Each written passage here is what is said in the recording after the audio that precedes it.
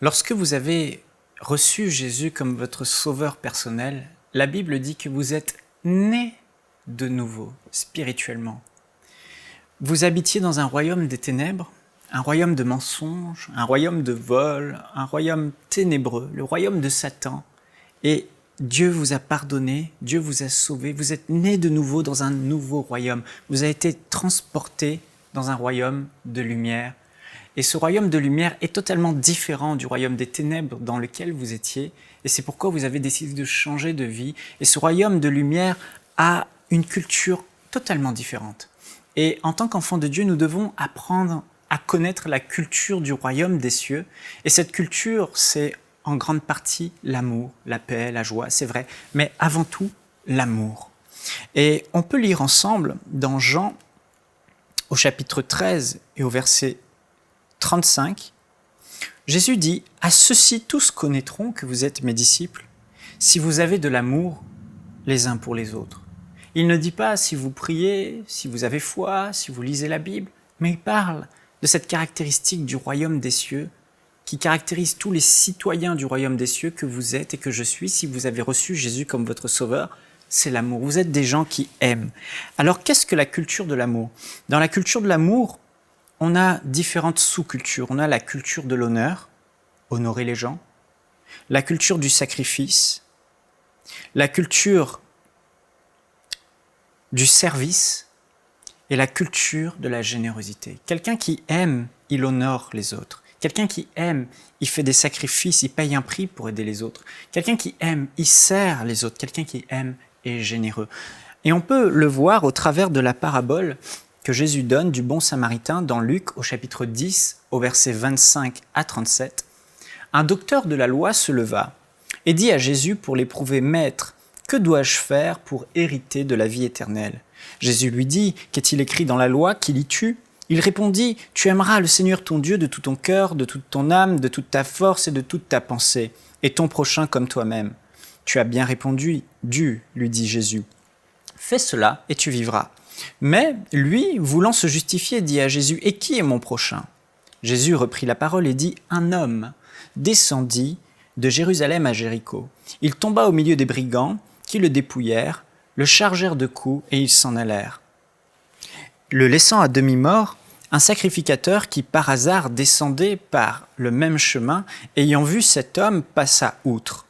Un lévite qui arriva aussi dans ce lieu, l'ayant vu, passa outre. Mais un samaritain qui voyageait, était venu là, fut ému de compassion lorsqu'il le vit. Il s'approcha et banda ses plaies en y versant de l'huile et du vin. Puis, il le mit sur sa propre monture, le conduisit à une hôtellerie et prit soin de lui. Le lendemain, il tira 2 deniers, les donna à l'hôte et dit « Aie soin de lui, et ce que tu dépenseras de plus, je te le rendrai à mon retour. » Et ici, au travers de cette parabole, le Seigneur Jésus veut nous montrer la culture du royaume des cieux, qui est la culture de l'amour. Et si vous voulez avoir cette culture imprégnée en vous, il faut agir comme le bon samaritain. On voit ici que le bon samaritain s'arrête auprès de cet homme qui est blessé, que les gens ont abandonné, cet homme qui est à demi-mort. Et là, il dit, il fut ému de compassion, lorsqu'il le vit, il s'approcha. Et là, c'est la culture de l'honneur.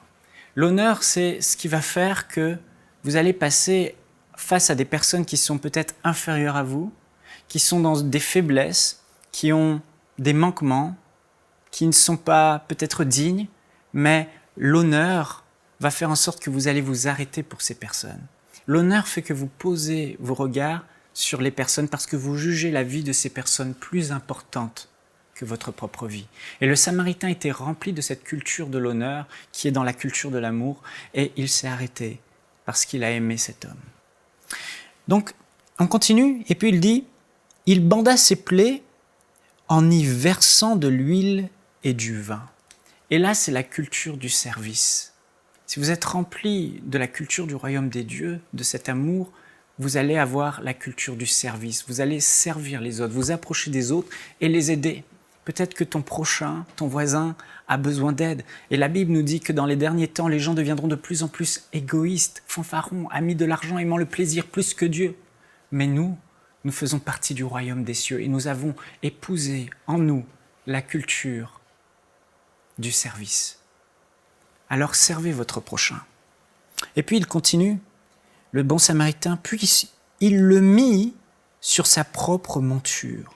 Vous imaginez, il était peut-être dans le désert, dans des lieux arides à traverser pour quitter Jérusalem jusqu'à Jéricho. Et là, il fallait traverser, marcher dans le désert sous un soleil de plomb. Mais cet homme, le bon samaritain, a pris l'homme blessé et l'a mis sur sa monture et lui, il a continué à pied. Donc là, on voit la culture du sacrifice.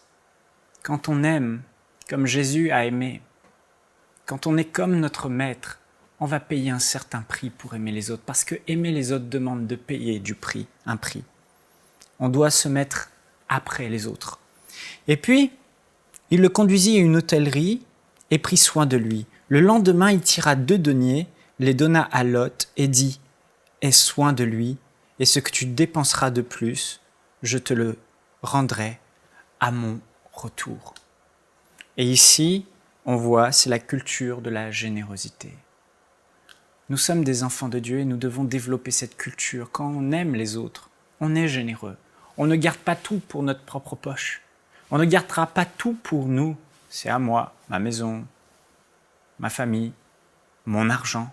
Mais cet homme n'a pas hésité à prendre de ses propres sous pour aider cet inconnu. Que fais-tu de ton argent?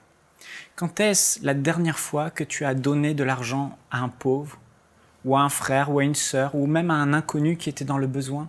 Sérieusement, frères et sœurs, ne nous laissons pas gagner par cet égoïsme qui touche tout le monde, mais revêtons-nous de la parure de Christ. Revêtons-nous de Jésus-Christ. Revêtons-nous de cette culture du royaume des cieux qui est l'amour. L'amour est la culture par excellence. Soyez des gens qui aiment. Soyez comme votre Père céleste. Soyez parfaits en amour dans le nom de Jésus.